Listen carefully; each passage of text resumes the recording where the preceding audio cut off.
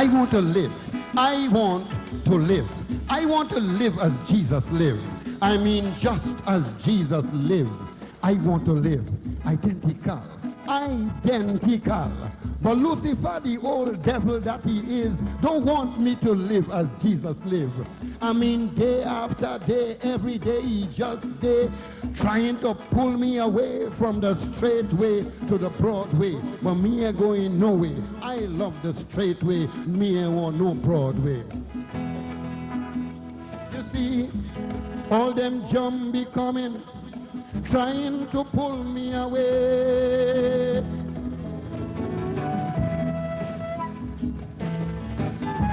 All them demons coming, trying to lead me astray. Ay, ay, ay, ay, ay, ay. Hold me, Jesus, hold me in your arms. Hold me, Jesus, hold me in your arms. Lord Shorty, I am in awe of your surroundings, the very peaceful nature of this location, the beauty of the flowers, the trees, the absolute quietude of this environment.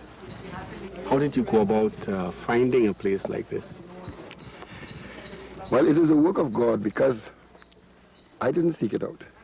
I was living about 3.5 miles from here in another direction in Peparo. And the fellows whose land I was living on, because it wasn't my land, he wanted to sell the place. So I had to apply to the state for 10 acres of state land, or to apply for land. And I came, they brought me up in the back here and said, look, we have a piece of forest here. Deal with it now. And God for leading, I follow. I can't see him, but I know by faith that he's there leading me, and whatever direction it takes, I know that in the end it will work out right. Is this a nice place in terms of composing? Oh yes. When I need to compose a song, I don't ever do it inside, and I don't hardly ever work in the day. I must be early in the morning or in the night. I take my guitar and come and stand up somewhere out here and just look up at all the stars in the heavens, you know, and feel the vastness of God and start to sing, and things just come. You know, I pray and ask God, I say, well, Lord, I know you are there. Give me a song. Now, you've always had this composing ability. It might have been a little crude, let's put it this way, and here I mean unpolished in the early days. Well, let's start to talk about your career from where it started. When was the first time you actually got involved in performing or singing calypso or anything like that? That was way back in 1958 in Lengua village. There we had a youth group, and my cousin was the president, Hubert Christopher, and he invited me to join as a young man in the village, you know, and he said, look, come on, this thing is nice, come and join it, you know. So I went in and I look around, and every Friday evening they would have these entertainment programs, do whatever you could do. And I decided, well, look, I'm going to sing a calypso. And I was always musically inclined. In those days I had a steel band, I used to tune pan and all that kind of thing. And I made a song about Mistress Briggs. I know if you ever remember that story, this old woman who married this young fella. Oh yes, that was the talk of the day. Were you long down here a long time? Well, I was only about 14 at that time, but I have been following calypso since I was age 5. So those calypsos were very, very much in my mind. I wrote this thing about Briggs, and it went down so nice, you know, but I had no calypso name. You can remember any part of that song at all? No, that was hard. The only calypso I remember in those days, I think this might have been my second composition, was I think I made hey, Kilwell, come and meet me under the mango tree. My ma gone and my pa gone, I go give the mango log. That was early days, yeah. Yeah, that was about the second song I ever made, and then I did 16 Commandments. And at that time, I had the name Lord Shorty, because being the tallest among the fellas in the village, you know, they used to call me Shorty. So I just added Lord to that, you know, and that's how the thing started. My own personal recollection of you is in the days when Sparrow's tent was, let's put it bluntly, hot. You had so many different men competing for glory in those days. Sparrow had competition for men like Blakey, Bomber, Cypher, and yourself, explainer. And in a typical night, you wouldn't know who would be the star. Can you just give us a short synopsis of what happened during those periods in terms of you and Calypso? Well, I joined Sparrow in '65. And in those days, everybody was like Sparrow. Sparrow was a star, so everybody else was a small Sparrow. We used to put on Sparrow shirt, comb our hair like Sparrow, dance like Sparrow, laugh like Sparrow, talk like Sparrow, Sparrow mania. All the young fellas coming in want to be like Sparrow. But somewhere along the line, I realized that that wasn't for me. So I changed my hairstyle. I take off all them Sparrow clothes and I start dressing like how I want to dress. And Sparrow come to me one night and he say, hey, it's only have one star in here, use the co-star. You understand? I say, well, brother, look up in the heaven and you go see how many stars that are up there. All are we stars. Okay. And I start to do strange things in the Calypso tent. In those days, there was a bar in front of the tent. Nobody ever go beyond that. Right. And one night I was singing a song called Begging Contest. And I kick back and kick the drum set down. And I leave the back and I come in front of the bar and I sing. And when I come on stage, Nelson and them say, boy, we go fire you tonight. That man go fire you because you can't do that. Mm-hmm. And I say, well, okay. And after I sing, Sparrow came on after, and he said, Sparrow went in front, just as I did, and he sang. He says, anybody who would like to sing in the front here now can come on and sing, you know. And that changed the whole tradition of Calypso from then on. In 5 years, I almost make it.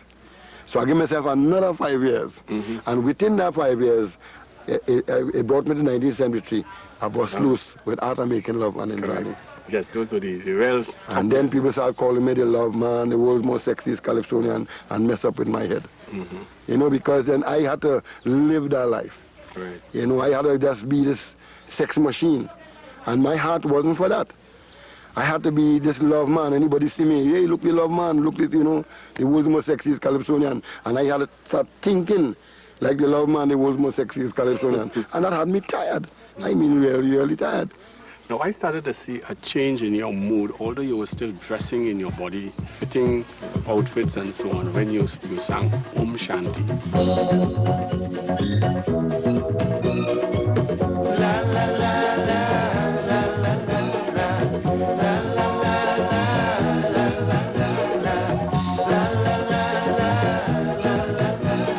life today, all like yesterday. Friendship gone, leaving hate and scorn, yeah. Never living like strangers with never. No love, sir, no love, sir, for one another. To unite people as one, I create a song, I hope it live on from generation to generation to generation. Sing Om Shanti Om Shanti Shanti Om Purnamada Purnamida Purna Purnamuda Chanti Om Shanti Om Shanti Shanti Om Purnasya Purnamadaya Purnamewa Vashishyate Om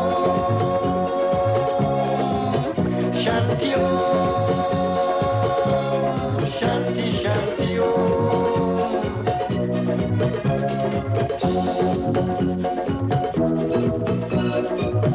La la la la la la la la la la. Om Shanti came because I wanted to do something like Indrani. Because I always felt that I captured something with Indrani.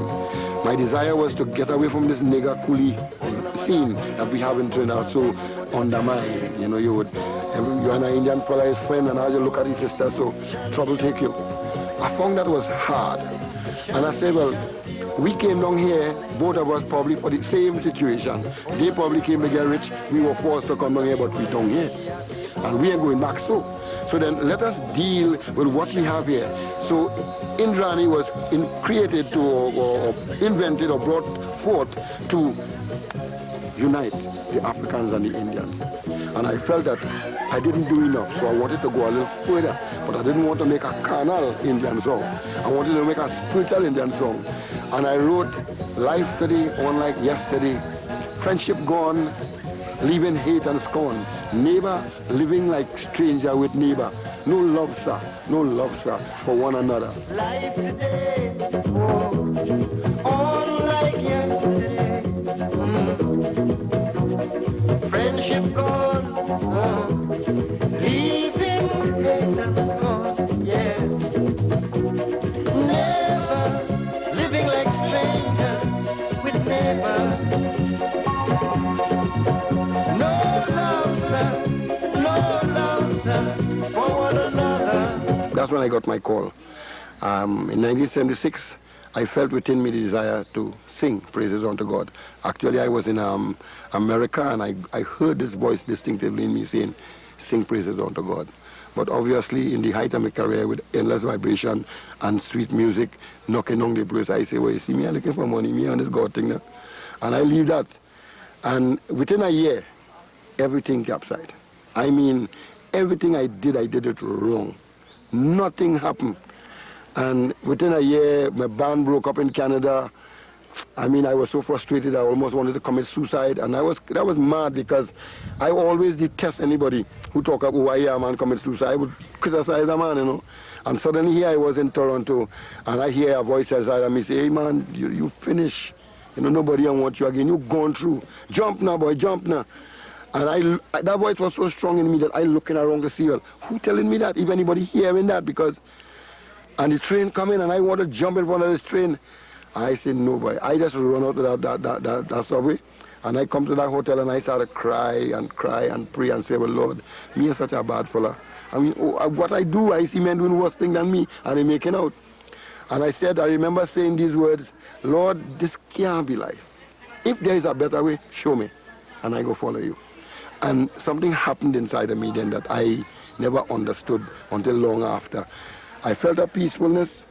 I started getting different thoughts, different desires to do different things.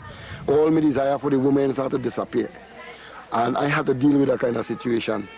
And I came home in 1978 seeking to find God. When I came home, I heard a voice within me as I opened my door say, put your house in order. I see my life was so degrading that as a human being, I had no right to be alive. And I began to cry to God and ask for mercy. And I believe I received that mercy. And the music now was simply to show what I was feeling inside. Who God bless. All these years of toil, burning the midnight oil, recreating something from nothing. Now it reached maturity and gained popularity. Some of them claim it is their own thing, but I'll show us truth always prevails finally. So the death of lies and deceit is a certainty. You see, who God bless, no man curse. He shall never hunger or thirst. Who God bless, no man shall never curse. He shall be number one. He shall be first. Oh. Pa pa pa down down rati bam pa down. Ba ba da ba da ba da ba da boy don't need. Let me do it one more time. Pa pa pa da rati bam pa down. Ba ba da ba da boy. I singing, who God bless, no man curse. I hear all the voices, unfold them arms, Lego. Who God bless, no man curse. You gotta put your feelings with us.